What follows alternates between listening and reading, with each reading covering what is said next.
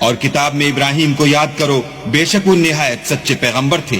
جب انہوں نے اپنے باپ سے کہا کہ ابا آپ ایسی چیزوں کو کیوں پوچھتے ہیں جو نہ سنیں اور نہ دیکھیں اور نہ آپ کے کچھ کام آ سکیں؟ ابا مجھے ایسا علم ملا ہے جو آپ کو نہیں ملا، تو میرے ساتھ ہوجئے، میں آپ کو سیدھی راہ پر چلا دوں گا۔ ابا شیطان کی پوجا نہ کیجئے، بے شک شیطان اللہ کا نافرمان ہے۔ ابا مجھے ڈر لگتا ہے کہ آپ کو اللہ کا عذاب آ پکڑے تو آپ شیطان کے ساتھی ہو جائیں۔ اس نے کہا کہ ابراہیم کیا تو میرے معبودوں سے برگشتہ ہے؟ اگر تو باز نہ آئے گا تو میں تجھے سنسار کروں گا اور تو ہمیشہ کے لیے مجھ سے دور ہو جا۔ ابراہیم نے السلام علیکم کہا اور کہا کہ میں آپ کے لیے اپنے پروردگار سے بخشش مانگوں گا، بے شک وہ مجھ پر نہایت مہربان ہے، اور میں آپ لوگوں سے اور جن کو آپ اللہ کے سوا پکارتے ہیں ان سے کنارہ کرتا ہوں اور اپنے پروردگار ہی کو پکاروں گا۔ امید ہے کہ میں اپنے پروردگار کو پکار کر محروم نہیں رہوں گا۔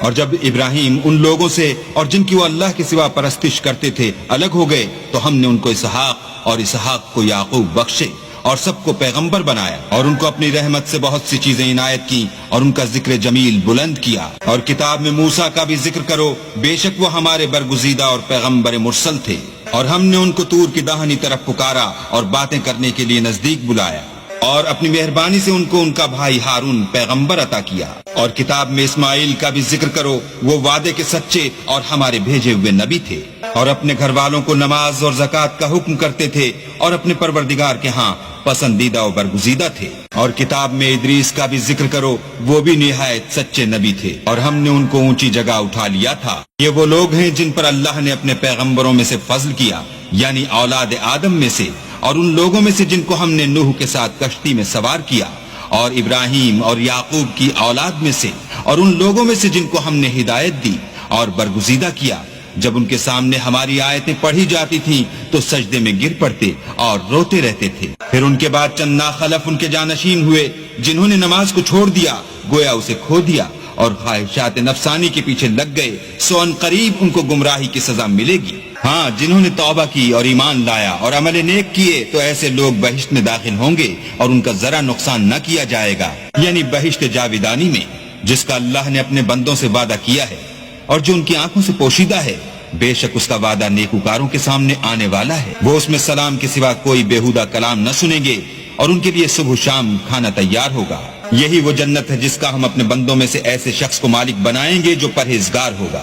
اور فرشتوں نے پیغمبر کو جواب دیا کہ ہم تمہارے پروردگار کے حکم کے سوا اتر نہیں سکتے، اور جو کچھ ہمارے آگے ہے اور جو پیچھے ہے اور جو ان کے درمیان ہے سب اسی کا ہے، اور تمہارا پروردگار بھولنے والا نہیں، یعنی آسمان اور زمین کا اور جو ان دونوں کے درمیان ہے سب کا پروردگار، تو اسی کی عبادت کرو اور اسی کی عبادت پر ثابت قدم رہو، بھلا تم کوئی اس کا ہم نام جانتے ہو؟ اور کافر انسان کہتا ہے کہ جب میں مر جاؤں گا تو کیا زندہ کر کے نکالا جاؤں گا؟ کیا ایسا انسان یاد نہیں کرتا کہ ہم نے اس کو پہلے بھی تو پیدا کیا تھا اور وہ کچھ بھی چیز نہ تھا؟ تمہارے پروردگار کی قسم، ہم ان کو جمع کریں گے اور شیطان کو بھی، پھر ان سب کو جہنم کے گرد حاضر کریں گے اور وہ گھٹنوں پر گرے ہوئے ہوں گے۔ پھر ہر جماعت میں سے ہم ایسے لوگوں کو کھینچ نکالیں گے جو اللہ سے سخت سرکشی کرتے تھے، اور ہم ان لوگوں سے خوب واقف ہیں جو ان میں داخل ہونے کے زیادہ لائق ہیں، اور تم میں سے کوئی شخص نہیں مگر اسے اس پر گزرنا ہوگا، یہ تمہارے پروردگار پر لازم اور مقرر ہے۔ بھلا تم نے اس شخص کو دیکھا جس نے ہماری آیتوں سے کفر کیا اور کہنے لگا اگر میں اثر نو زندہ ہوا بھی تو یہی مال اور اولاد مجھے وہاں ملے گا؟ کیا اس نے غیب کی خبر پالی ہے یا اللہ کے یہاں سے عہد لے لیا ہے؟ ہرگز نہیں، یہ جو کچھ کہتا ہے ہم اس کو لکھتے جاتے اور آہستہ آہستہ عذاب بڑھاتے جاتے ہیں، اور جو چیز یہ بتاتا ہے ان کے ہم وارث ہوں گے، اور یہ اکیلا ہمارے سامنے آئے گا۔ اور ان لوگوں نے اللہ کے سوا اور معبود بنا لیے ہیں تاکہ وہ ان کے لیے موجب عزت و مدد ہوں۔ ہرگز نہیں، وہ معبودان باطل ان کی پرستش سے انکار کریں گے اور ان کے دشمن و مخالف ہوں گے۔ کیا تم نے نہیں دیکھا کہ ہم نے شیطانوں کو کافروں پر چھوڑ رکھا ہے کہ وہ ان کو برانگیختہ کرتے رہتے ہیں؟ تو تم ان پر عذاب کے لیے جلدی نہ کرو، اور ہم تو ان کے لیے دن شمار کر رہے ہیں۔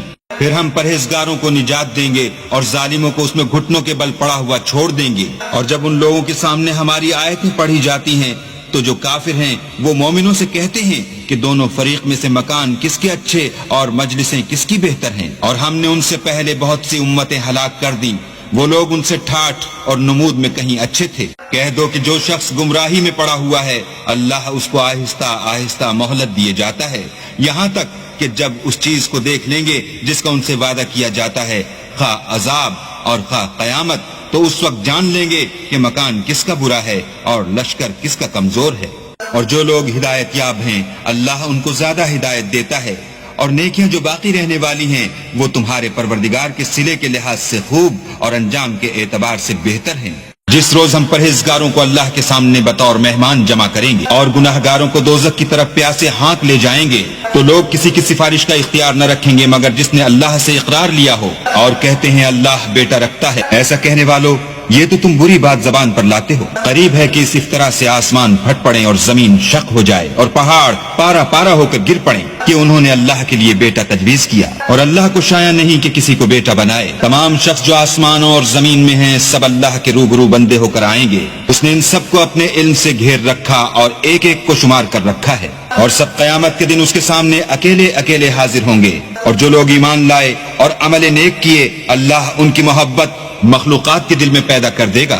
اے پیغمبر، ہم نے یہ قرآن تمہاری زبان میں آسان نازل کیا ہے تاکہ تم اس سے پرہیزگاروں کو خوشخبری پہنچا دو اور جھگڑالوؤں کو ڈر سنا دو۔ اور ہم نے ان سے پہلے بہت سے گروہوں کو ہلاک کر دیا ہے، بھلا تم ان میں سے کسی کو دیکھتے ہو یا کہیں ان کی بھنک سنتے ہو؟